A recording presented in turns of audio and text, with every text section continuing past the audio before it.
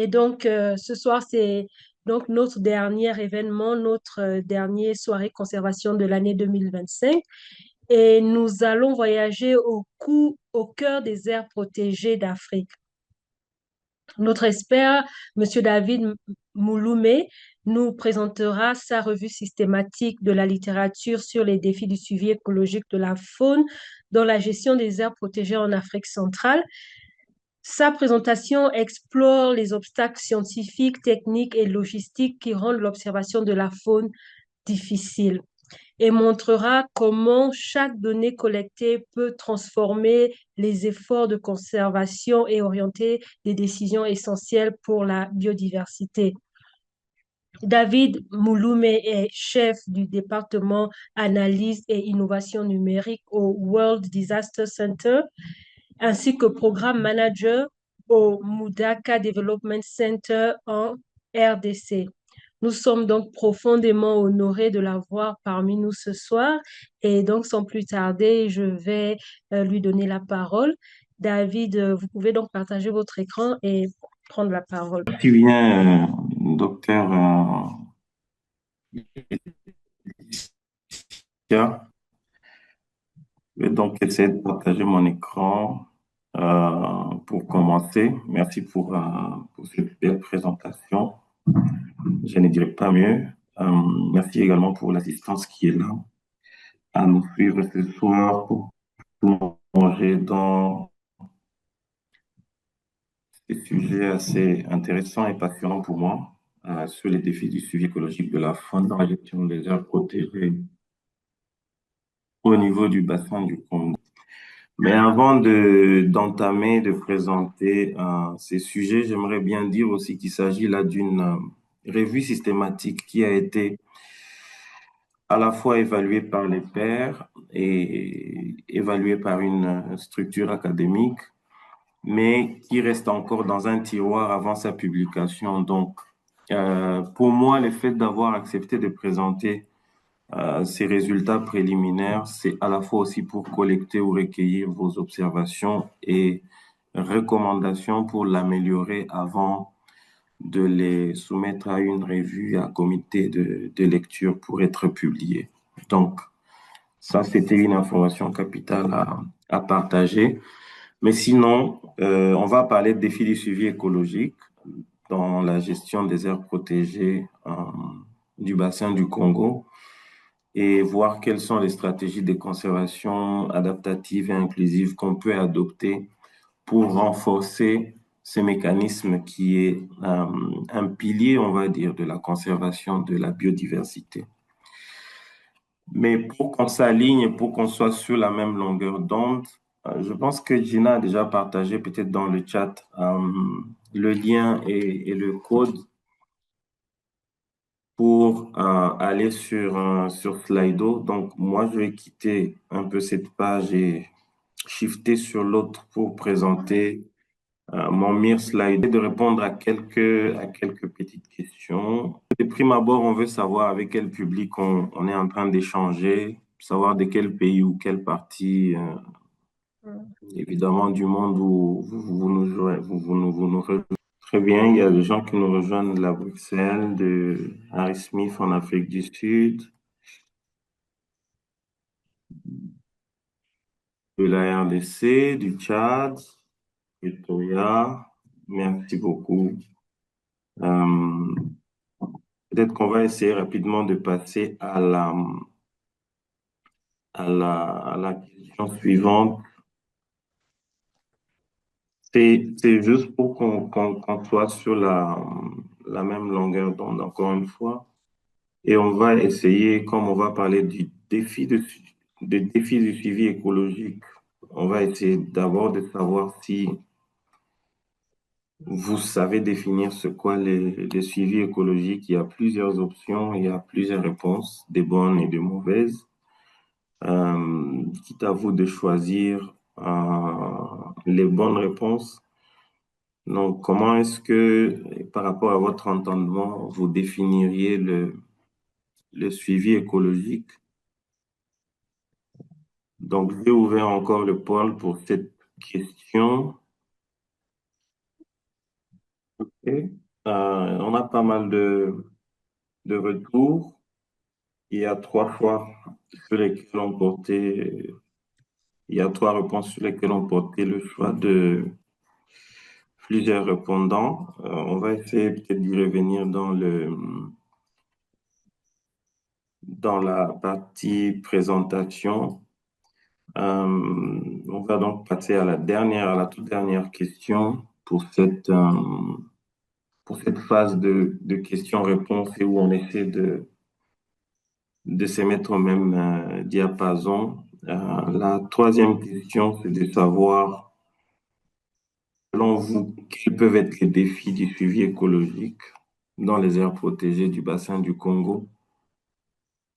Pour votre connaissance, et je vois qu'il y a des gens qui ont répondu, des gens,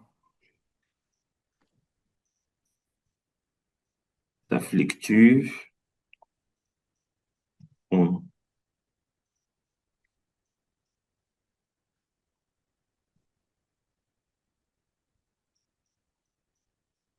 Donc, merci beaucoup à ceux qui ont voulu bien jouer à ces jeux. Donc, je vais arrêter mon partage de ce côté-là pour revenir sur ma présentation.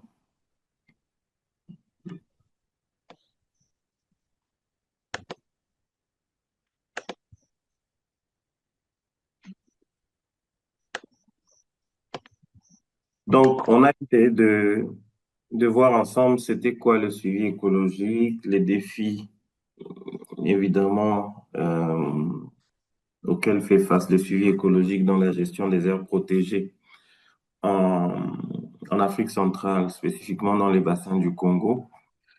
J'aurais bien voulu ajouter une quatrième question sur vos attentes, mais je crois que ça ne m'a pas donné la possibilité d'avoir plus de trois questions Slido parce que mon Slido n'est pas payant. Mais on va suivre ce plan de présentation, on va voir un peu le contexte et la problématique, les objectifs de cette recherche, la méthodologie, les résultats, les différentes discussions et les limites, les perspectives, la conclusion et les implications pour les pratiques de conservation ou les implications pour les gestionnaires des aires protégées. On le sait tous, le bassin du Congo constitue le deuxième plus grand bloc forestier en Afrique centrale. Aujourd'hui, au niveau de l'Afrique centrale, on parle de 206 aires protégées. Ça, ce sont les résultats des Doumengue de 2015.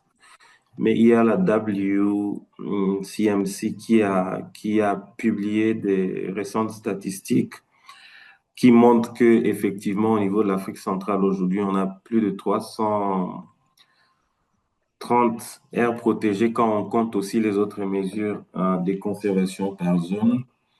Et l'Afrique, le bassin du Congo à lui seul constitue 3,7 millions de kilomètres d'espace de terre.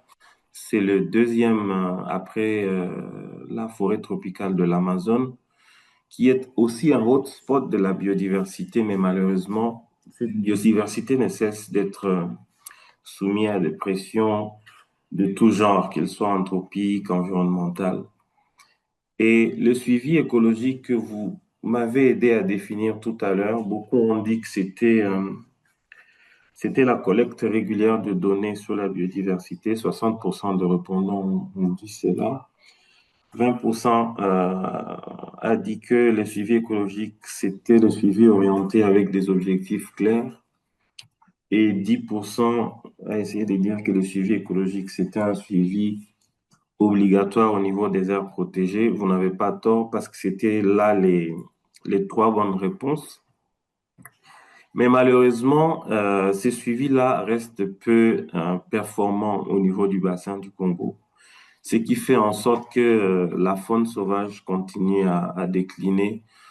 Aujourd'hui, si vous allez sur la liste rouge des l'UICN, 28% des espèces sont menacées d'extinction à cause évidemment de différentes pressions qu'elles subissent. Et au milieu de toute cette problématique, nous nous sommes posé la question de savoir quels pouvaient être les, les défis qui entravent le suivi écologique de la faune dans la gestion des aires protégées au niveau du bassin du Congo. Pour y arriver, nous nous sommes proposés trois objectifs avec cette revue systématique de la littérature pour d'abord identifier les principaux défis en matière de suivi écologique et on les a identifiés en fonction de 5 ou 6 blocs. 6 blocs, on va le voir plus tard dans les résultats, d'analyser les lacunes méthodologiques et institutionnelles qui entravent évidemment le suivi écologique et d'essayer ou de tenter de proposer de stratégies adaptatives et inclusives pour améliorer ce volet ou ces piliers importants dans la gestion des aires protégées. Comme vous l'avez vu, le titre lui-même nous a indiqué évidemment que c'est au niveau du bassin du Congo. Donc, je ne vous apprends peut-être rien avec cette carte ici de la zone du bassin du Congo, qui est constituée principalement de 6 pays, le Cameroun, le Gabon, les deux Congos, la République centrafricaine et la Guinée équatoriale.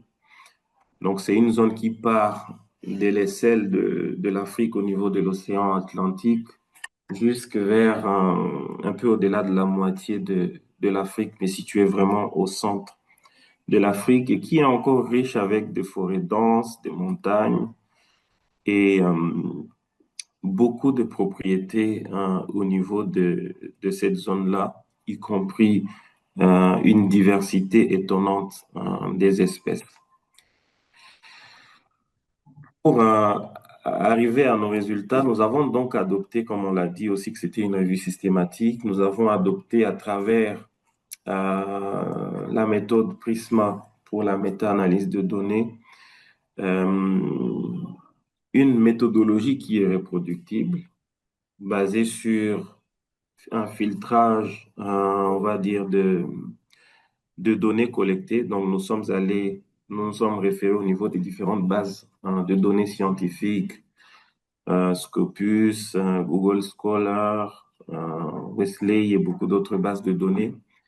Et nous avons essayé de sélectionner, donc, que ce soit des articles scientifiques, que ce soit de rapports techniques ou alors euh, ou alors d'autres documents stratégiques au niveau de différentes organisations, de rapports qui se situaient dans la période de 2000 à 2025 en utilisant des mots-clés principaux, notamment liés au suivi écologique, à la gestion des aires protégées. On a fait une certaine on a fait la recherche par combinaison boélienne pour essayer de voir si on maximise la chance d'avoir évidemment de documents qui nous aident à analyser un peu toutes ces données. Et donc, nous sommes partis à l'identification de plus de 4150, on va dire, documents ou résultats pour arriver à 247, dont 65 seulement ont été retenus parce qu'évidemment, il y avait des critères d'exclusion. On est tombé sur des documents qui étaient en dehors de la région d'études ou qui ne parlaient pas forcément du suivi écologique ou de la combinaison des autres mots de, par combinaison boélienne.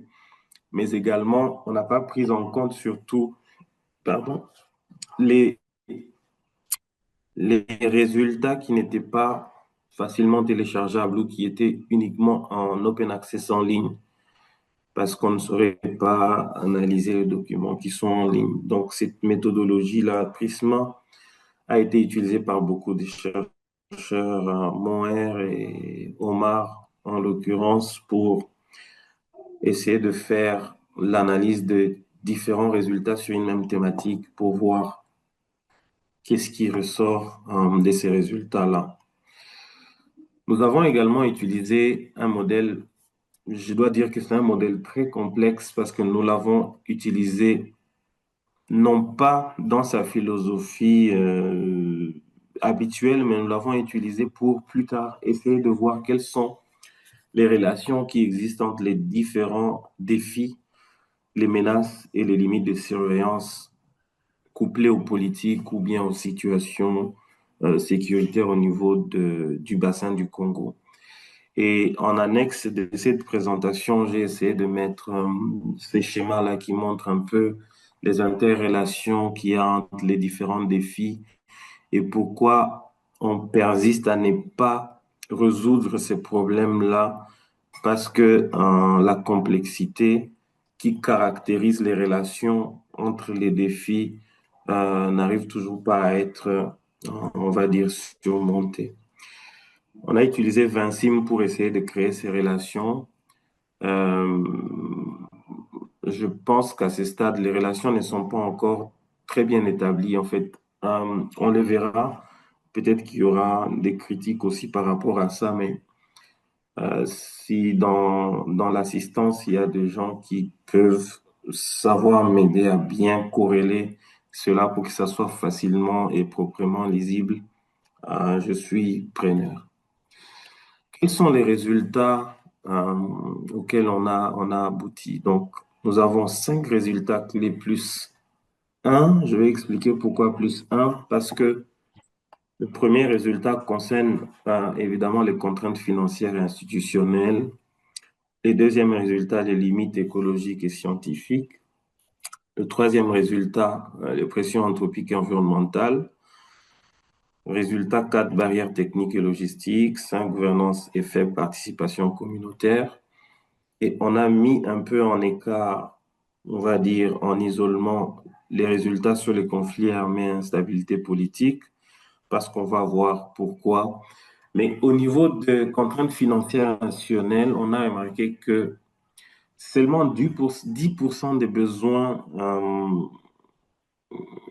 en financement des aires protégées sont comblés au niveau du bassin du Congo à travers ces graphiques ici. Ça vient d'une étude, d'un document de VVF qui a été publié en 2021, où on montre vraiment qu'il y a un écart comparativement au bassin amazonien au Brésil ou bien en Asie du Sud, où il y a aussi des zones, où il y a aussi des zones tropicales. On voit qu'il y a un grand gap de financement des aires protégées au niveau du bassin du Congo. Donc, du coup, quand on a un déficit sur le plan budgétaire, c'est ce que Ostolte a montré dans 2 de ses articles parus en 2018 et 2020. Le suivi écologique se voit aussi affecté parce qu'on manque de moyens pour couvrir, par exemple, toutes les zones des aires protégées. Et on n'a malheureusement pas la possibilité d'avoir de données à temps réel. On a aussi un problème de gouvernance fragmentée, de dépendance aux donateurs. Euh, Par rapport à la gouvernance fragmentée, on a remarqué dans l'étude qui a été réalisée par Balmfort que il y a parfois de crises. Je m'excuse, je vais demander à ceux qui sont à côté de. OK. Désolé pour cette petite interruption. Il y avait des gens qui me dérangeaient à côté.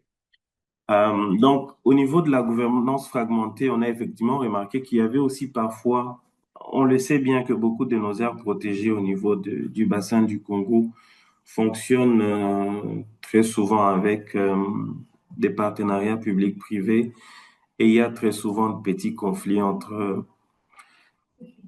partenaires privés, partenaires publics, qui gèrent, qui ne gèrent pas.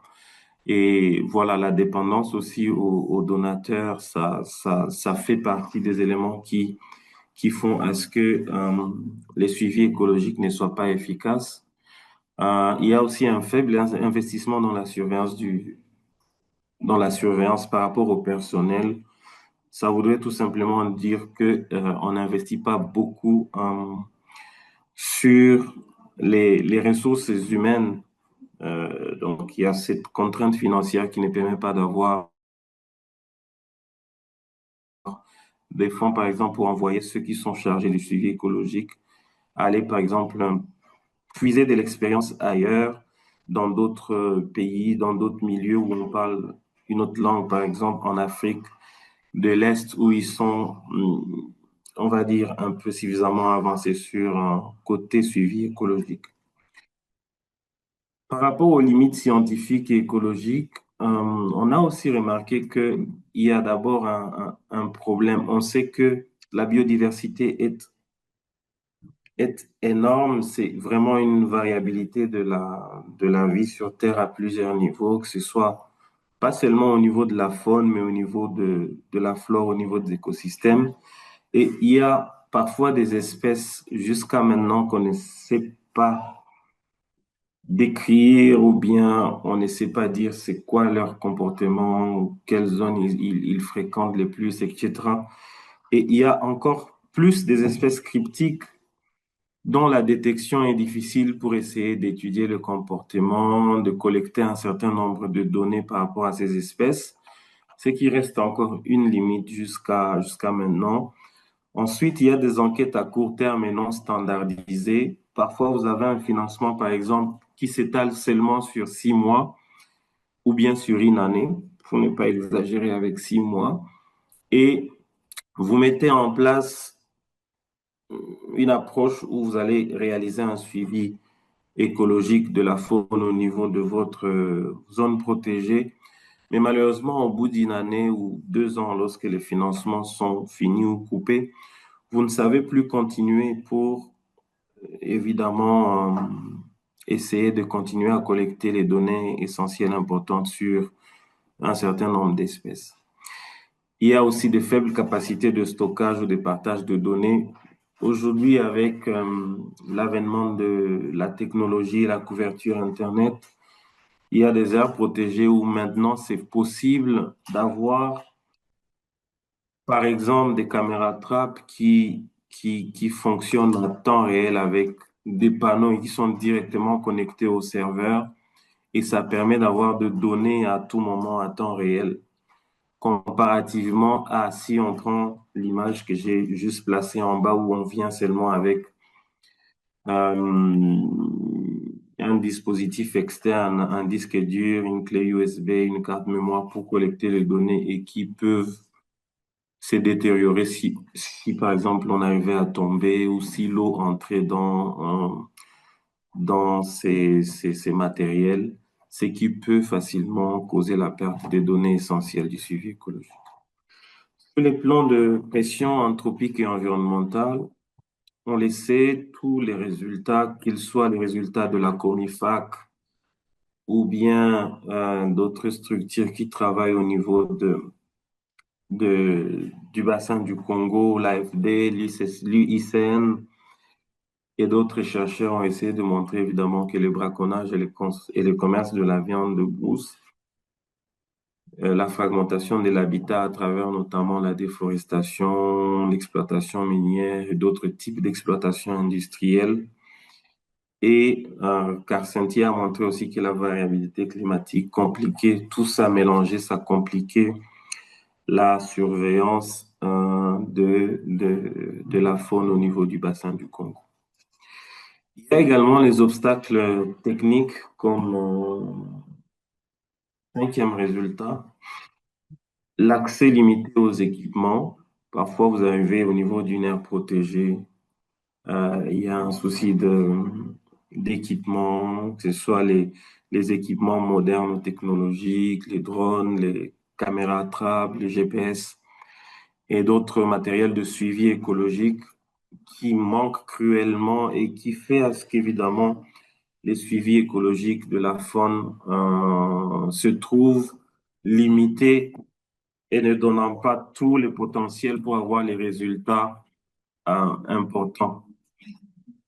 Il y a l'accès, le problème d'accès, mauvais état de la route, parfois des problèmes liés au carburant, des problèmes liés à la communication qui aussi entravent le suivi écologique, mais également il y a une faible adoption des outils numériques comme des outils simples de collecte de données comme CoboCollect, où on n'a pas besoin d'avoir à tout moment la connexion Internet sur le terrain pour collecter un certain nombre de données étrangères ou les smart qui sont actuellement des outils qui permettent de suivre aussi la faune au niveau du bassin du Congo.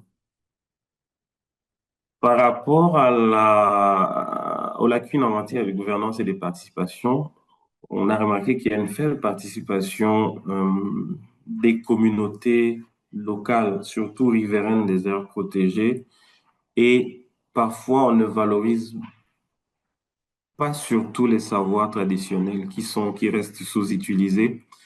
Pourtant, ces deux-là et les communautés riveraines qui sont autour, ce sont les piliers qui sont très souvent intégrés dans la conservation de la nature pour participer aux efforts et aux stratégies de conservation et de gestion de la faune. Et ils détiennent un savoir traditionnel très remarquable qui peut aider les gestionnaires au niveau des aires protégées à mieux conserver la faune. Et il y a aussi l'absence de mécanismes de partage de bénéfices. On va le voir dans les discussions où, évidemment, quand ceci manque, il n'y a plus de légitimité pour les aires protégées et les gens ont tendance à saboter les efforts de conservation parce que, évidemment, ils ne se retrouvent pas. Alors, en ce qui concerne les conflits armés et l'instabilité politique, vous vous souviendrez que j'ai mis ces résultats en isolement, pas parce qu'il n'y a pas de résultats probants sur les résultats en lien avec l'instabilité politique, l'instabilité politique et les conflits armés, mais parce que effectivement, on a remarqué que quand il y a conflit armé, on a des difficultés à obtenir de données et il n'y a pas beaucoup de publications, en tout cas pas beaucoup en lien avec l'effet des conflits armés sur, on va dire, le suivi écologique de la faune, parce que déjà, quand il y a la guerre quelque part, l'accès est limité ou les sites deviennent dangereux pour suivre les espèces. Il y a des programmes qui abandonnent et où on se dit, bon, voilà, nous, on doit sauver notre peau, on doit partir parce que sinon, la situation devient très dégradée. Et à la fois les guerres, quand on lit avec, par exemple, les crépitements de balles et les bombes qui tombent par-ci, par-là, constituent donc un moyen de destruction fatale des infrastructures et de déplacement du personnel, comme je le disais. Toutefois, il y a Christopher Burker en 2025 qui a essayé de montrer, c'est un article de magazine, je crois, où il a essayé de montrer le paradoxe du conflit dans le suivi écologique de la faune et où il montre effectivement que parfois le conflit peut être là, il peut exister, on le sait, il est là, mais il permet en fait, si la situation se stabilise, il permet en fait qu'il n'y ait pas assez de ruée sur cette ressource qu'est la faune au niveau des aires protégées. Conséquemment, ça essaie de conserver cette faune. Mais les relations ne sont pas encore jusque-là établies. Mais je pense qu'il y a de plus en plus des études qui essaient de travailler sur ça pour essayer de montrer effectivement comment est-ce que les conflits armés ou l'instabilité politique peut être un outil de conservation de la nature. Il y a un article de Dodé Kwehuna, il a publié en 2024 avec le professeur Cédric Vermelin qui revient un peu sur ces dynamiques de conflit et qui a aussi travaillé effectivement sur les conflits armés sur les aires protégées au niveau d'un certain nombre d'aires protégées en Afrique centrale, en Afrique de l'Ouest et en Afrique australe. On a donc remarqué, in fine, qu'il y a évidemment des faiblesses de gouvernance, des dépendances excessives aux donateurs et des manques de protocoles standardisés.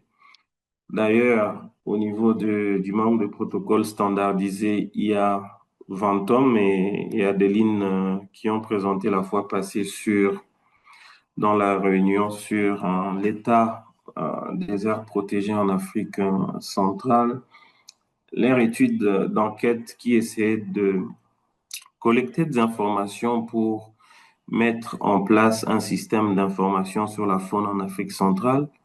Je pense qu'ils sont déjà avancés sur cette question et que si jamais cela arrivait à être mis en place, ça va fortement aider à centraliser les données assez importantes parce que la plateforme en elle-même va permettre à la fois, quand vous enregistrez et que vous devez soumettre vos données à tout moment, vous pouvez en retour et en revanche bénéficier de l'analyse et on vous envoie aussi des résultats. Au cas où vous manquez évidemment de la ressource humaine pour faire ce travail, c'est un système assez intéressant. Je pense qu'ils ont besoin aussi, s'il y a des gestionnaires qui sont ici et qui ont besoin de se faire aider pour l'analyse de données, c'est plus facile d'avoir le contact de Ventum. Il est à l'IRD, je pense, ou de Adeline pour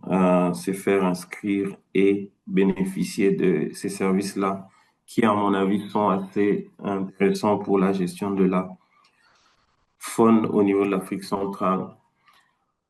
Les communautés ont un rôle indispensable à jouer dans la conservation de la faune, parce que oui, on le sait, dans les bassins du Congo, beaucoup de communautés riveraines vivent encore avec un mode traditionnel où ils sont dépendants de la faune sauvage, de la cueillette et de la chasse et tout ce qui va avec le mode traditionnel de vie. Ils savent où est-ce que peuvent se trouver les espèces, ils peuvent le rencontrer, ils peuvent savoir le couloir écologique à travers lequel les espèces passent. Donc, ils ont vraiment une connaissance assez générale de leur milieu et leur connaissance est précieuse pour la gestion de la faune locale. C'est toujours bien aussi d'avoir un suivi participatif qui augmente, comme je le disais tantôt, la légitimité des stratégies, la légitimité et l'efficacité même, j'ai envie de dire, des stratégies de la conservation de la faune. Parce que si ces gens-là ne sont pas impliqués, ils vont saboter tout ce que vous mettez en place pour conserver la biodiversité qui essaie de rester parce qu'on en a perdu beaucoup jusqu'à maintenant. Et il y a aussi une nécessité d'incitation et d'intégration dans la prise de décision. Parfois, les communautés locales, ils ne demandent pas beaucoup de choses, peut-être une représentation au niveau du comité des aires protégées pour que, à tout moment qu'il y a une décision qui les concerne, qu'ils soient en mesure de dire oui ou non. C'est tout ce qu'ils ont besoin de savoir. Évidemment, on a dit aussi que on a vu dans les résultats qu'il manquait beaucoup les mécanismes de partage des bénéfices. Pourtant, ça a déjà été ratifié par une convention au niveau international. Et ça, très souvent, ça manque cruellement et c'est ça qui fait à ce que les communautés euh, se méfient très souvent de tout ce que vous venez leur raconter sur la conservation. Donc, l'étude a connu des limites. Déjà, c'est la disponibilité de données et les billets géographiques.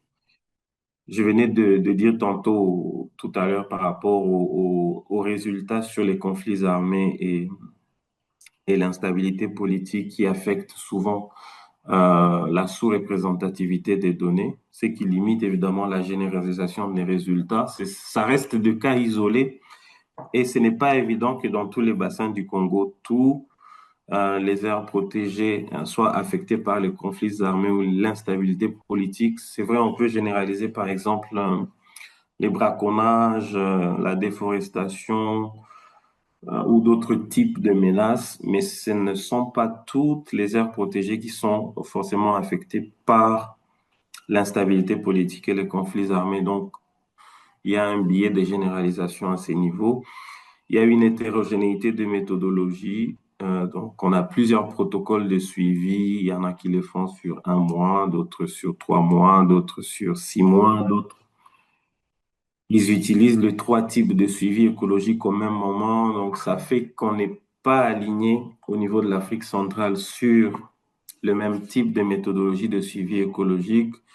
Mais on va revenir sur les conclusions et les recommandations évidemment pour standardiser les protocoles de suivi pour s'aligner, avoir une même façon de voir et de gérer la faune. Il y a aussi des contraintes analytiques par rapport à cette revue systématique surtout. Et je pense que c'est ça qui serait important d'améliorer avant de soumettre le document à publication. C'est surtout des analyses beaucoup plus poussées. Par exemple, avoir des cartes de chaleur ou des histogrammes, essayer de faire... On a déjà fait une corrélation, mais c'est une corrélation manuelle. Mais ce serait bien de faire une corrélation statistique aussi des défis et avec les différentes régions ou les différents aires protégées qui ont été considérées dans cette étude pour voir comment est-ce que les défis sont corrélés et tirer évidemment des conclusions constructives pour améliorer la situation. Qu'est-ce que cela implique donc pour la gestion de la faune au niveau de l'Afrique centrale? Il faut à ce stade et avec les résultats qu'on a obtenus, que le nombre régional et les indicateurs soient harmonisés. Je pense que la Comifac, euh, il a beaucoup travaillé, il travaille, mais ce n'est pas toujours évident jusqu'à ce stade parce que parfois on se rend compte que les données du suivi écologique restent encore dispersées et moins partagées. Et si on voit les rapports de la Comifac, le rapport récent, on va même se rendre compte que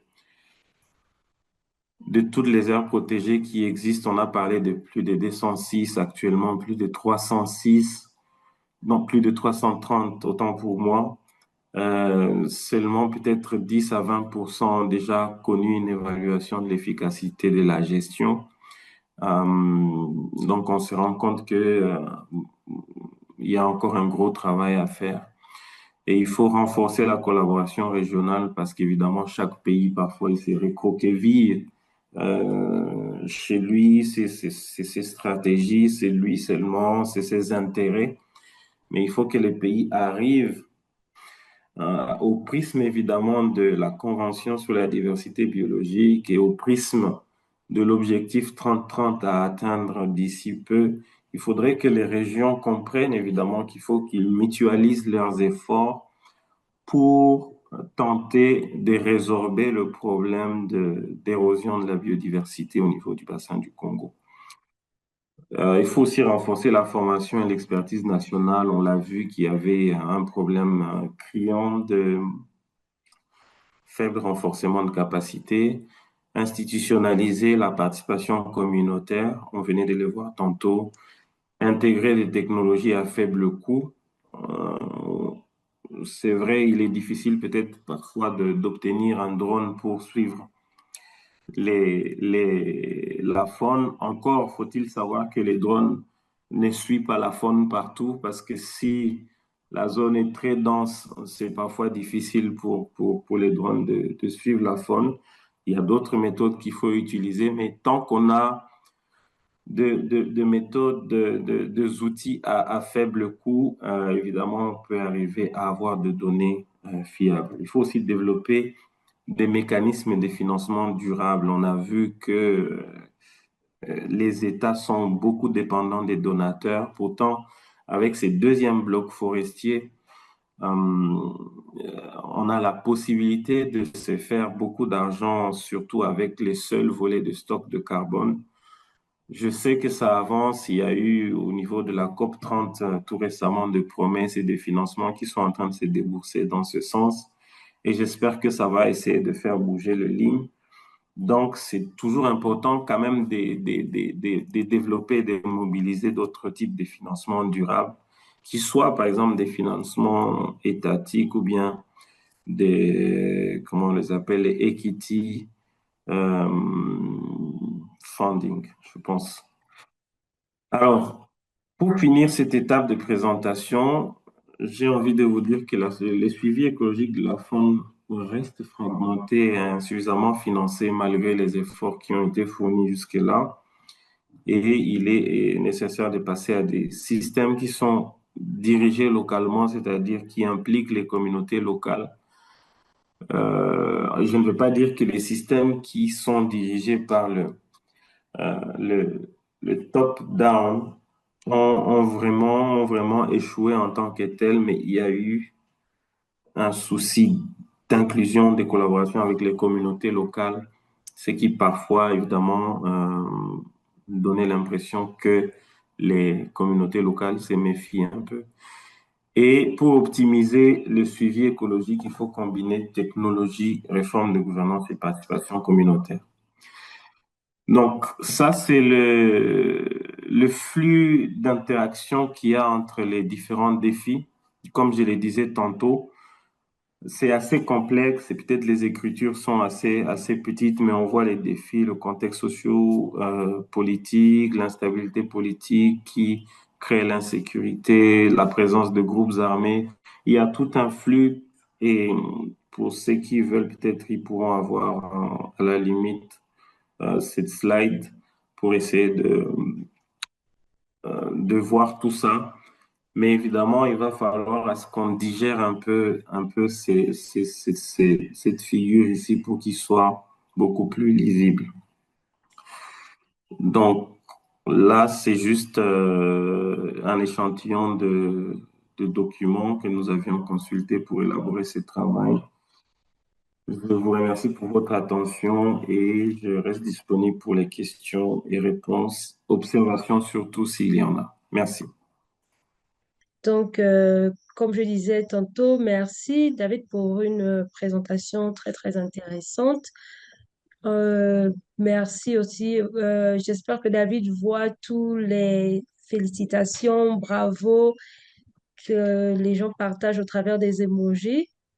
J'ai une question. J'aimerais savoir, après cette étude, après avoir étudié les différents obstacles, quel est l'obstacle majeur?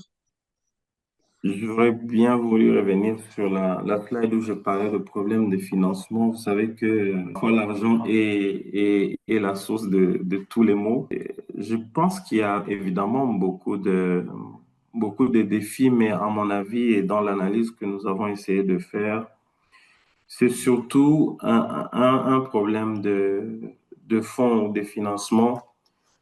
Parce que si vous prenez par exemple, disons une aire protégée de 10 000 hectares, on va dire, mais vous vous rendez compte que cette aire protégée est seulement surveillée ou bien la ressource humaine affectée au service des luttes anti-braconnage, c'est une dizaine de personnes.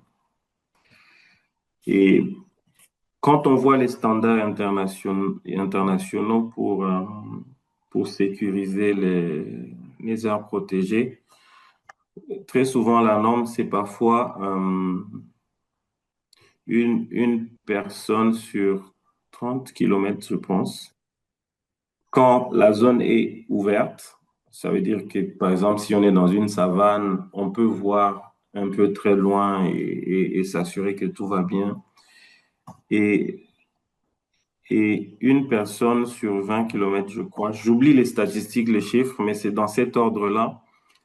Plus on est dans une zone forestière, plus on a besoin des éco-gardes, moins on est dans une zone forestière, moins on a besoin des éco-gardes. Et tout ça, c'est évidemment lié au problème de fonds, parce qu'on n'a pas assez de fonds pour engager les gens pour lutter. Parce que si on avait des éco-gardes, par exemple, à autant de kilomètres qui surveillent, il n'y aurait pas peut-être la recrudescence du braconnage, de la déforestation, des choses comme ça. Euh, et moi, je me dis qu'évidemment, les problèmes de finances, comme on l'a vu, c'était très criant comparativement à l'Amazonie et en Asie du Sud. Le problème de fond se pose beaucoup et ça entrave évidemment le suivi écologique. Parce que aussi, quand on voit, on a évoqué des contraintes liées au renforcement de capacité. Tout ça, c'est parce qu'on manque de fonds pour envoyer des gens dans des centres qui essaient de former les gens sur le suivi écologique de partout au monde. pour se former, bénéficier de ces capacités et venir les appliquer dans les différentes aires protégées. Merci, merci bien. Donc, c'est vraiment le financement qui est à la base de beaucoup de mots. Ok, bonsoir à tous. Bonsoir David et merci pour la présentation. En fait, je voudrais juste savoir si vous avez une idée des nombres et des suivis écologiques qui ont été réalisés dans le pays du bassin du Congo dans bon, cette année ou dans les 5 dernières années, quoi.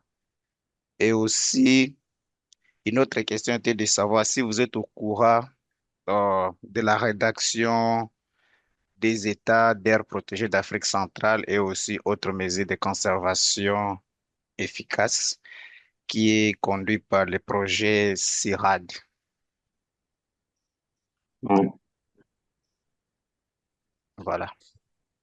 Je réponds ou vous avez une autre question, Serge? Non, c'était l'idée que j'en avais. Merci beaucoup pour ces deux questions. Euh, la première question, c'est de savoir le nombre de suivis écologiques réalisés au niveau du bassin du Congo. Je l'ai dit dans les limites, je crois, sauf si je ne l'ai pas évoqué, mais il y a eu un souci, pas seulement de généralisation des résultats, mais il y a eu un souci d'obtention de ces résultats techniques-là, parce que beaucoup d'aires protégées ne rendent pas disponibles que ce soit sur Internet, parce que j'ai dit qu'on a eu des difficultés à accéder aux données primaires. Donc, si on avait accédé aux données primaires, évidemment, on se serait peut-être fait une idée sur le nombre de suivis écologiques cumulés dans les différentes aires protégées au niveau du bassin du Congo. Encore faut-il que je puisse expliquer ici à ce niveau que nous avons pris pas toutes les aires protégées parce que comme j'ai dit, il y en a aujourd'hui plus de 330 selon les dernières statistiques quand on compte aussi les autres mesures de conservation par zone. Nous avons seulement pris un échantillon de 24 aires protégées, dont des aires protégées qui sont inscrits au niveau de l'UNESCO en tant que site du patrimoine mondial et d'autres aires protégées où on a des partenaires publics-privés. Donc, on prenait à chaque fois des aires protégées qui sont inscrits au site du patrimoine mondial, ceux qui sont gérés par les États uniquement, ceux qui sont gérés par les partenaires publics-privés, ceux qui sont gérés par les communautés dans chaque pays. Dans les 6 pays, on prenait chaque fois 4, 4, 4 avec ce type de gouvernance et on essayait de voir qu'est-ce qui se passe, quels sont les défis auxquels ils font face, les défis communs surtout. Et voilà. Donc, on n'a pas pu avoir la possibilité de tomber sur ce type de données-là parce que ce sont des données parfois stratégiques et très souvent, comme les aires protégées sont dépendantes des donateurs, vous allez vous rendre compte que ce sont ceux qui donnent l'argent qui vous demandent les résultats. Et ils vous donnent, c'est des conventions de contrat de travail, ils vous disent, bon, nous, on amène l'argent, mais ces données-là, on va les utiliser, ne les partagez pas.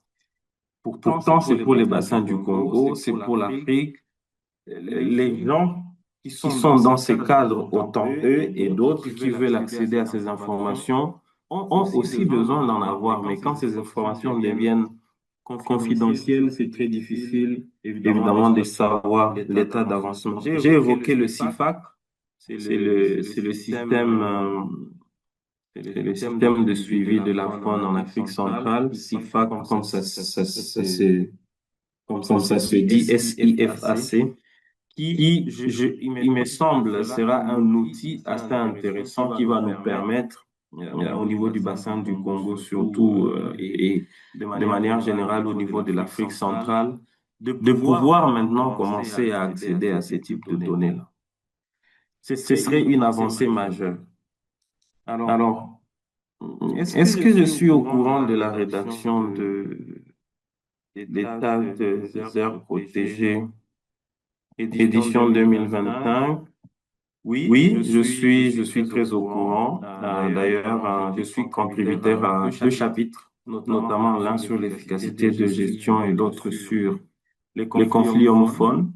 Euh, je ne suis pas auteur principal. Les auteurs principaux ont été d'ailleurs au Cameroun pendant, je crois, 2, 3 jours récemment pour discuter autour de ça. Et je pense que les résultats jusque-là ne sont pas encore probants parce que rien n'est encore publié, mais c'est un document qui est en cours de rédaction maintenant.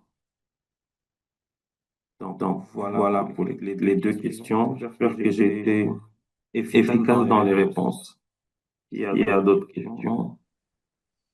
Merci David pour cet excellent exposé. Alors je suis lien ouvert, je suis Ghislain et Banette. Je travaille pour le PFP du programme TNC au Gabon. Et donc nous sommes en pleine formulation. Et du coup, la question, lorsqu'on a fait le cadre logique, on a beaucoup travaillé on a commandé une étude spécifique sur le suivi écologique parce que le suivi écologique permettait de mieux connaître les parcs, parce qu'il y a la question de l'écotourisme, qui est un mécanisme de financement durable qu'on veut, euh, qu'on veut amener dans le cadre du PFP. Alors, moi, je suis très intéressé parce que c'est Pantera, je ne sais pas si vous connaissez, et Ocala qui ont fait cette étude-là en termes de méthodologie et de coûts liés à ces études-là. C'est vraiment très onéreux. Alors, moi, je suis intéressé parce que j'ai vu, en fait, que la question des méthodologies à faible coût. Est-ce qu'il y a des orientations particulières? Est-ce qu'il y a des méthodologies différentes que la question de l'ADN, la question des photopièges qui existent en termes de suivi écologique? Est-ce qu'il y a des méthodologies différentes qui sont à faible coût? Parce que l'ADN et photopièges, c'est vraiment très onéreux, surtout lorsqu'on a l'intention de faire un suivi sur au moins 20 ou 30 aires protégées. Ça fait vraiment cher. C'est la question que je voulais poser à David. Merci. Merci beaucoup pour la question, monsieur là, et le plaisir de vous avoir dans l'assistance. Oui, oui, je connais Pantera. Au passage, j'ai fait une recherche au Gabon récemment aussi. Je pense même que les résultats de cette recherche, je pourrais, docteur Laetitia Aguilar le valide ou le présenter l'année prochaine pour y revenir et justement sur le suivi écologique et comment est-ce que les données en tant que telles peuvent influencer la décision dans la gestion. Mais j'ai envie de dire que la question est aussi complexe qu'intéressante parce qu'en effet, avec l'avènement de la technologie, on a tous y a avantages et désavantages et tous bon avantage et c'est surtout la collecte autant pour moi d'un grand nombre de données et de paramètres dans un temps record, que ce soit les pièges photographiques, que ce soit les DNA. Ça, c'est tout l'avantage, mais l'inconvénient, quand on y revient d'abord, c'est surtout lié au financement pour ouvrir ces études. Et comme on venait de le dire sur peut-être encore l'air protégé. Et moi, je n'ai pas d'alternative pour le moment pour dire que oui, il y a une méthode que je veux proposer qui peut remplacer les deux. Si vous avez besoin d'avoir, par exemple, les données plus rapidement avec une plus grande précision, le seul choix, c'est d'utiliser les nouvelles technologies. Mais sinon, c'est de faire recours aux méthodes traditionnelles, que ce sont les méthodes de transects, suivi pédestre, ou vous utilisez le logiciel comme distance pour essayer d'analyser les données. Peut-être ça peut paraître moins coûteux, que les nouvelles technologies, mais c'est beaucoup plus fatigant. C'est pourquoi très souvent, on demande, quand on a des soucis de coût, de voir si on peut essayer de combiner les différentes approches pour limiter notamment les dépenses si on n'en a pas les budgets, ou alors quand on n'a pas les budgets, de procéder à la méthode traditionnelle. Ça reste une question de choix. Et quand je répondais tantôt à la question du docteur Lessiga, on remarque bien que le problème de financement, c'est un problème épineux parce que euh, si on n'en a pas beaucoup, on n'arrive pas à réaliser tout le travail qu'on a envie de réaliser pour atteindre les objectifs. Je ne sais pas si j'ai vraiment grandement répondu, mais la seule solution, ce serait quand on a vraiment de faibles financements, c'est de voir dans quelle mesure on peut combiner une, deux à trois méthodes euh, pour optimiser à la fois le travail et avoir des bons résultats. Merci. Bonsoir à tous. Bonsoir à tous. Je suis au centre Limbi Boris Chua. Je travaille pour le compte de The Nature Conservancy dans le cadre du programme O12. J'ai une question un peu particulière pour David. J'aimerais savoir, étant donné que tout à l'heure, il y a Ghislain qui a posé une question en lien avec les coûts, et aussi dans ton exposé, tu as mis en avant le fait de la non-implication des communautés locales dans les questions de conservation et de suivi écologique. Ma question est celle de savoir, est-ce qu'il existe de par le monde un modèle de suivi écologique basé sur le community monitoring? Parce que, étant donné qu'on a des questions de coûts, étant donné qu'on a des questions d'implication des communautés, je me demande, est-ce que dans les recherches, est-ce que dans la pratique de suivi écologique, il existe un modèle community-based monitoring? Ok. Ok.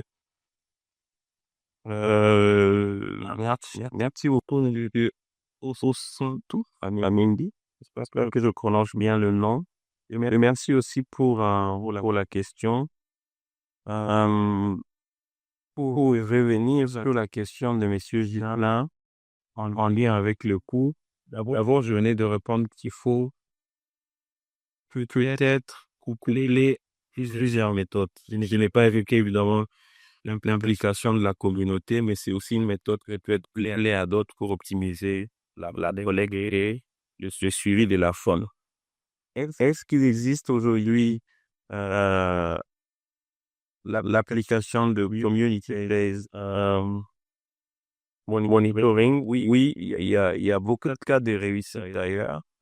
Et celui que je connais le plus, c'est celui qui est en train d'être réalisé aujourd'hui au niveau de la réserve naturelle d'Itutongwe. C'est au sud de... C'est au sud.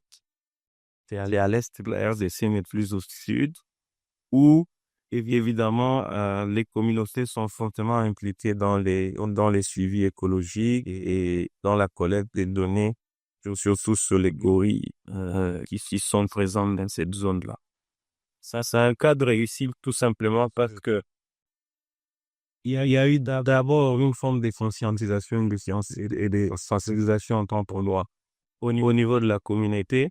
Mais faut-il encore qu'il y ait une sorte d'acceptabilité de l'approche? Quand vous venez avec une approche qui est facilement acceptable et bien vendue au niveau de la communauté, et c'est si l'on pense que c'est intéressant à la fois, non seulement heureux pour leurs richesses naturelles et même culturelles parfois, mais aussi intéressant pour les générations qui viennent, notamment leurs enfants qui, à la fois quand ils vont dans l'immersion, parce qu'il y a ces programmes-là qui sont développés autour des réserves protégées en RDC, et quand les enfants vont dans l'immersion avec la nature pour avoir et toucher du avoir ces espèces emblématiques, tout ce qu'ils racontent sur ces espèces, c'est voir, j'ai envie de dire, au niveau de la famille, au niveau de leur communauté.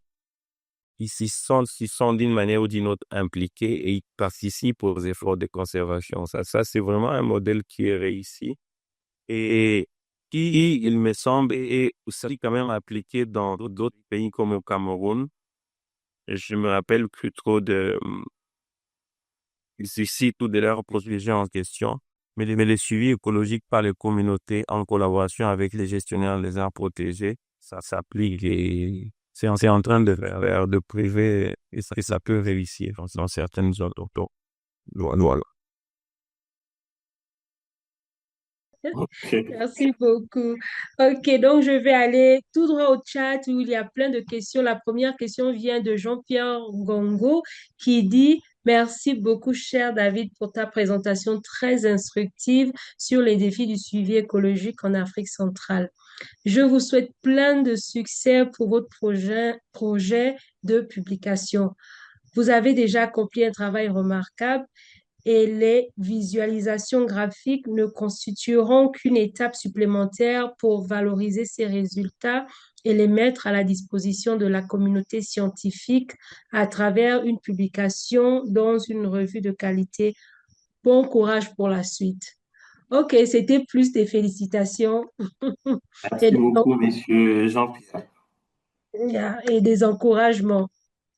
OK, je vais continuer. Ici, c'est Bowie. Je pense qu'il a déjà posé la question et vous avez déjà répondu à la question.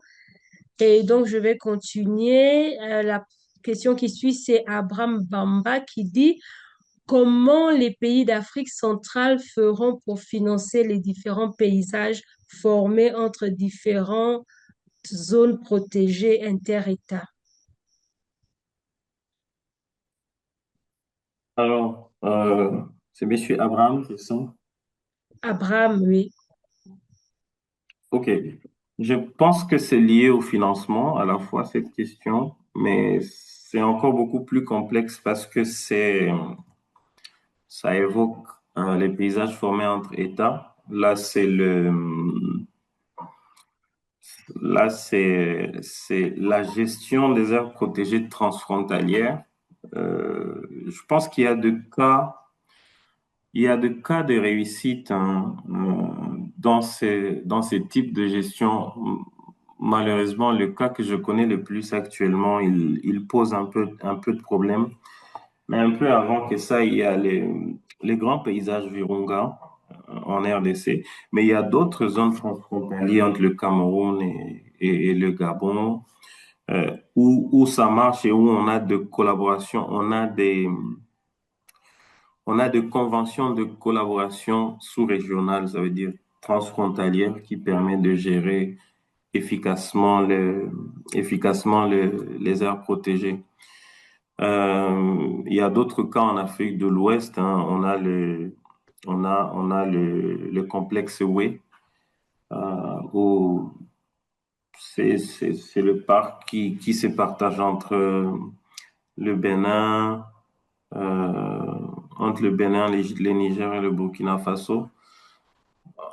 Un peu avant, ça traduisait une certaine forme de réussite dans la gestion à travers cette collaboration.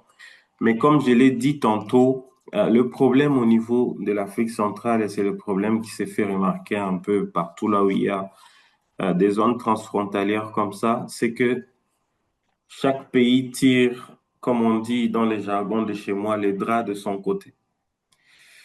Donc, vous avez mis une collaboration en place, vous voulez la mettre en œuvre, mais parfois, vos intérêts personnels font à ce que vous ne savez pas mettre en place cette collaboration-là.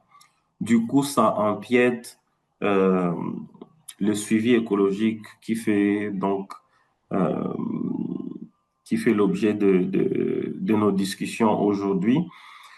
Et je l'ai évoqué dans la recommandation d'ailleurs pour en venir à cette situation, ce qu'il faut vraiment une fiable collaboration régionale où les gens se disent effectivement c'est pour l'objectif de conserver ce qui nous reste parce que quand on voit la pyramide de 1970 jusqu'en 2025 aujourd'hui, la biodiversité a décru avec une vitesse étonnante. On est parti de 95% de la biodiversité de disponible en 70 jusqu'à presque 10% aujourd'hui. C'est quand même lamentable. Et si on veut conserver ce qui reste pour avoir la chance de revoir se régénérer, il faut effectivement que les pays collaborent honnêtement et mettent de côté leurs intérêts personnels pour pouvoir conserver la faune qui nous reste. Donc voilà un peu ce que j'ai envie de dire par rapport à cette question-là. Les financements sont là, mais quand chacun y met ses yeux pour dire, bon, ça c'est ma part, moi je veux prendre la plus grosse part parce que c'est moi qui ai la plus grande superficie de forêt ou, je sais pas moi, de biodiversité, là ça déstabilise toute la donne, quoi. Donc Ouais. voilà. Tout à fait, tout à fait. Merci beaucoup, David. Je vais donner la parole à Boui qui lève sa main de nouveau. Oui, en fait, j'avais posé une question dans le chat bien avant et après, une question m'est venue à l'esprit comme ça, je l'ai posée. En fait, tout à l'heure, tu as sauté cette question en pensant que c'était la même question que j'avais posée. OK. Je peux la reposer pour que David me donne une réponse là-dessus. Je disais dans le chat qu'au niveau de la sous-région, euh, par rapport à par rapport à l'évaluation de l'efficacité de gestion des aires protégées. La Mm. question était de savoir quelle est la place de l'outil MET dans cette problématique-là. D'accord. Euh, alors, ça, ce serait peut-être un autre sujet vaste, mais je vais essayer de contracter ma réponse ou mes idées par rapport à ça.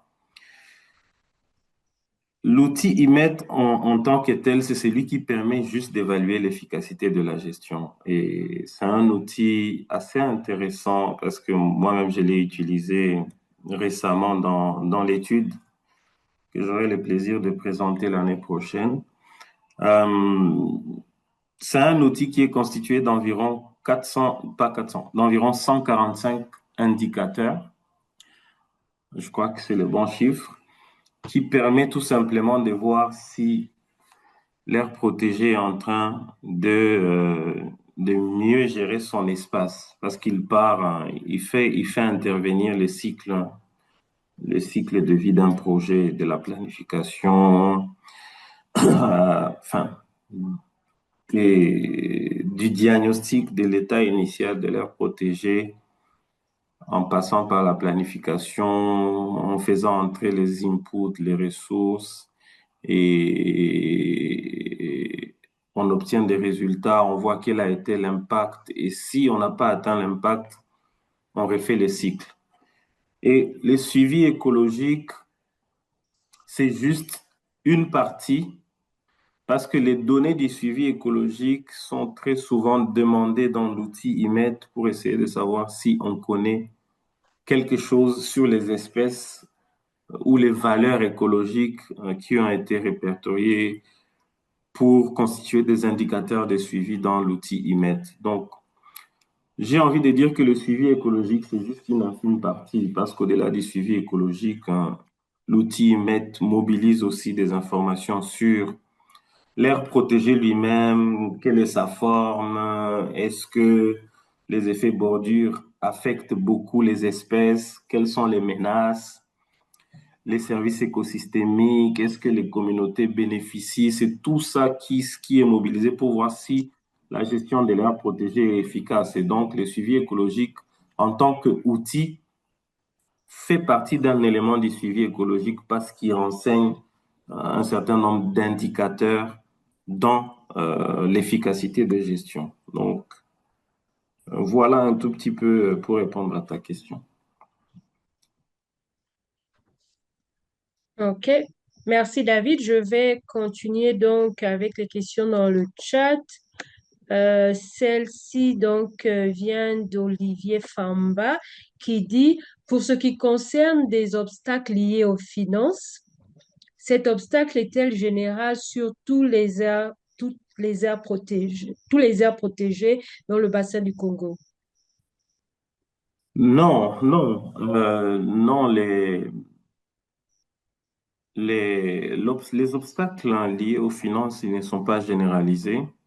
Je l'ai encore une fois répété dans les billets, dans les limites de l'étude, parce qu'évidemment, il y a des aires protégées qui s'en sortent mieux, d'autres non, parce qu'il y a uniquement des aires protégées qui sont gérées par les types de gouvernance étatique. Et on le sait très bien, nos États, parfois, ils n'ont pas suffisamment d'argent ou pas qui n'ont pas suffisamment d'argent, mais ils ont d'autres priorités où ils affectent l'argent du budget national. Je m'excuse. Peut-être qu'ils vont affecter ça pour les développements socio-économiques, pour les soins de santé, pour l'éducation, pour la sécurité de l'intégrité territoriale, autant pour moi. Et ils mettent au dernier plan le volet environnemental. Mais il y a des aires protégées qui s'en sortent mieux avec, avec les finances, avec la gestion des aires protégées, avec le suivi écologique de la faune. Moi, je parle mieux du pays que je maîtrise le mieux, c'est le mien. Il y a par exemple l'exemple du parc national de Virunga, malgré les défis actuels auxquels ce parc fait face. Vous le savez bien tous que à l'est de la RDC, il y a des conflits et tout qui affectent fortement la biodiversité. Mais c'est un modèle qui est en train de vouloir se copier, d'abord, de s'étendre sur tous les pays avec les fameux couloirs verts, le couloir vert du Kivu, pour relier les deux parties du pays.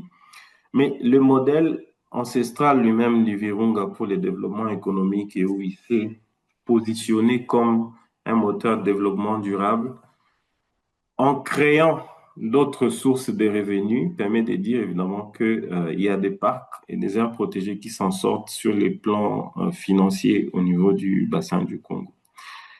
Quoi qu'il en soit, ça reste un problème majeur et criant. On l'a vu on l'a vu sur notre graphique. C'est seulement 80 millions en termes de dollars qui sont mobilisés comparativement à l'Amazonie qui mobilise plus de 800 millions et à l'Asie qui mobilise plus de 1015 millions de dollars. Il y a vraiment un gap à combler sur le côté financier au niveau des aires protégées. Merci. Merci David pour ta présentation.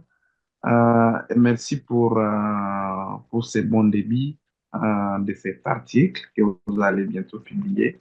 Je pense que vous avez déjà une très bonne base. Cependant, je vais juste proposer quelque chose en termes de la manière dont serait la meilleure de présenter vos résultats. Étant donné que le bassin du Congo est constitué de plusieurs pays, et surtout que tous les pays ne partagent pas les mêmes réalités en termes de défis de suivi écologique. Je propose à ce que vous puissiez présenter, vous puissiez catégoriser vos résultats en termes, par pays. C'est le cas, par exemple,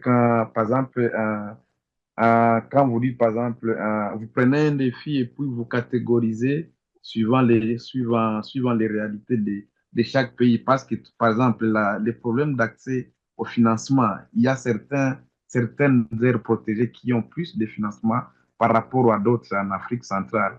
Et du coup, quand vous mélangez tout ensemble, vous manquez la réalité dans certains autres aires protégées.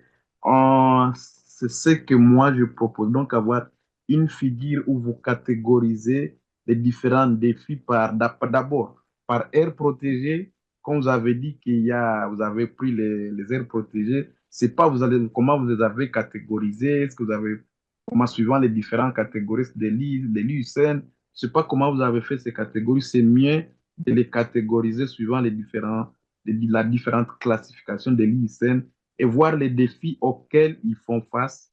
Là, ça permettait d'avoir de très bonnes informations. Mais aussi, c'est ça ce que moi je Oui, il y proposais, a- donc, oui, oui, oui. et avoir OK. dire, Hmm.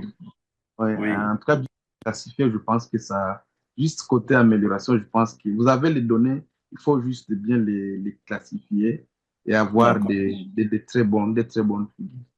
Hein. Merci beaucoup, cher Rodrigue, pour ces remarques pointues. Je vais je prends en bonne note et je vais prendre en considération cela parce qu'évidemment, je l'ai évoqué au début. J'avais besoin aussi des observations et des recommandations pour l'améliorer. Et dans les limites, effectivement, j'ai essayé de mentionner que cela manquait au travail et on va essayer de voir comment le faire pour l'améliorer. Merci.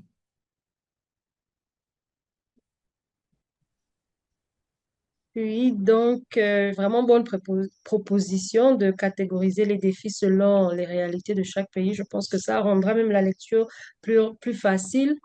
C'est, merci beaucoup pour la proposition. Je vais donc repartir dans le chat.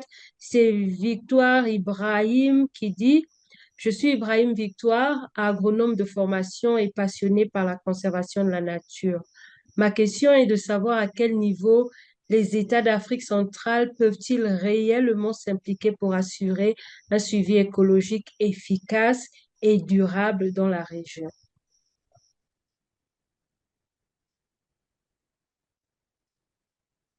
OK. Tous les États de l'Afrique centrale sont membres du comité de forêt d'Afrique centrale. J'ai envie de dire. Et il y a un observatoire de faire cette forme de surveillance et où on essaie de collecter les données pour chaque pays. Quelqu'un a évoqué et l'outil, quand il a été créé, il a été appliqué sur un certain nombre d'aires protégées au niveau de l'Afrique centrale. D'ailleurs, dans tous les pays, j'ai envie de dire, pour certaines aires protégées, mais c'était appliqué uniquement aux aires protégées, j'ai envie de dire, aux parcs nationaux. Et après quelques années, on est revenu pour voir encore une fois l'état d'avancement. Il y a Bałowski, si je prononce bien son nom, en 2023, qui a publié un article sur l'évaluation de l'efficacité des gestions sur plus de 10 aires protégées en Afrique centrale et qui a montré évidemment des résultats assez intéressants où il essaie de montrer que malgré les déficits financiers, les aires protégées ont quand même amélioré le côté suivi écologique, ils ont amélioré le côté renforcement des capacités. Et quand on essaie de voir la synthèse des résultats pour chaque évaluation de l'efficacité, on se rend compte que les contextes de gestion s'est amélioré. Tout simplement parce que ces pays ont accepté de participer à cela. Et dans ma recommandation, je suis revenu sur le fait que, évidemment, tous les États devaient collaborer sur le plan régional pour améliorer les suivis écologiques de la faune. Et tout cela se fait à travers, évidemment, la COMIFAC, qui est là en tant que structure reconnue au niveau régional pour gérer ce type de questions-là. Moi, je pense que ce serait pas la seule voie, ce serait l'une des voies parce qu'il y a plusieurs voies avec des collaborations régionales aussi où les gens au niveau de la sous-région, ils peuvent aussi s'impliquer davantage. Mais à travers la Comifac, on voit évidemment que c'est plus facile de chaque fois envoyer les données pour voir si on gère mieux, pour voir quels sont les objectifs atteints par rapport aux indicateurs qu'on s'est fixés au temps T et on voit à chaque fois l'évolution. Donc, voilà. J'espère que j'ai répondu à la question de messieurs. Je crois que oui, je crois que oui. Je vais donc aller à la question suivante que je trouve très intéressante. Elle vient de Abraham qui dit, l'absence des données n'est-elle pas due au fait que les financements viennent des partenaires étrangers? Oui, je pense que je suis revenu sur ça. À un moment dans ma présentation, j'ai effectivement dit que ce sont ceux qui donnent de l'argent qui disent que non, les données restent confidentielles, ne les partagez pas. C'est leur politique, c'est leur stratégie. Mais très souvent, pour les gestionnaires au niveau du bassin du Congo, que vous êtes, que nous sommes, euh, je trouve cela pas juste, surtout que les données, surtout liées à la biodiversité, doivent être partagées publiques.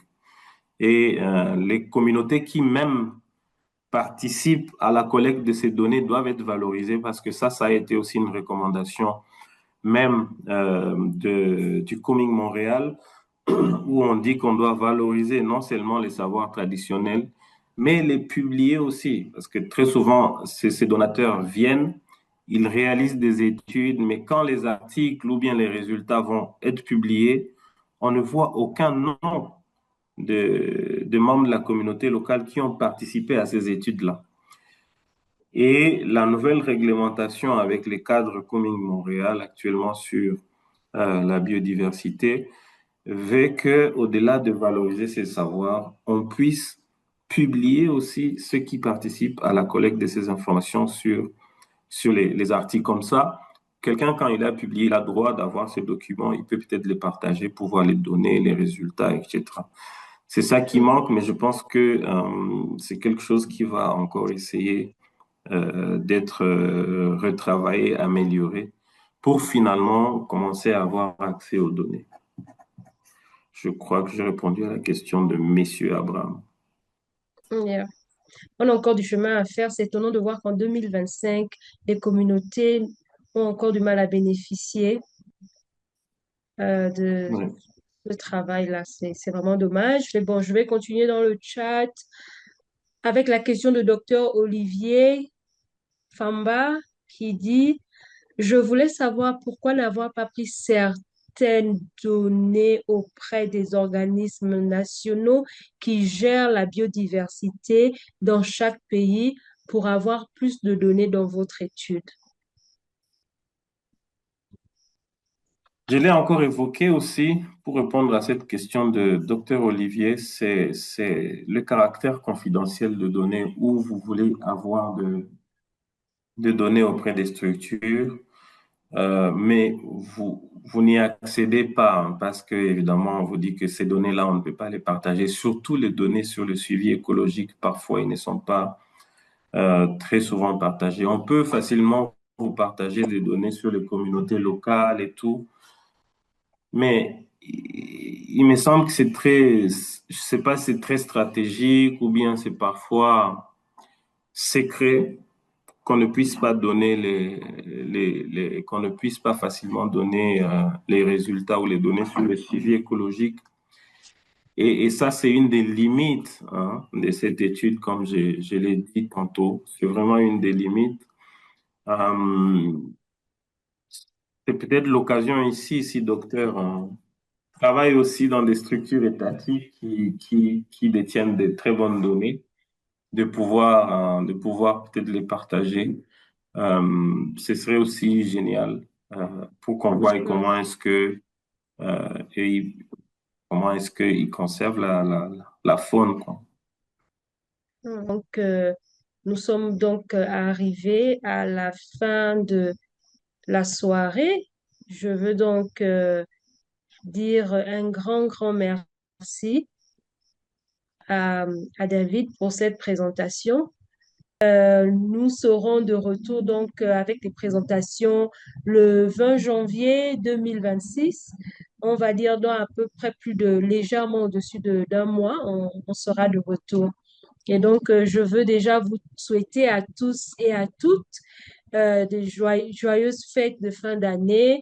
Euh, et donc, on se retrouve en 2026. Je ne sais pas si David veut dire un mot de fin avant qu'on ne se sépare.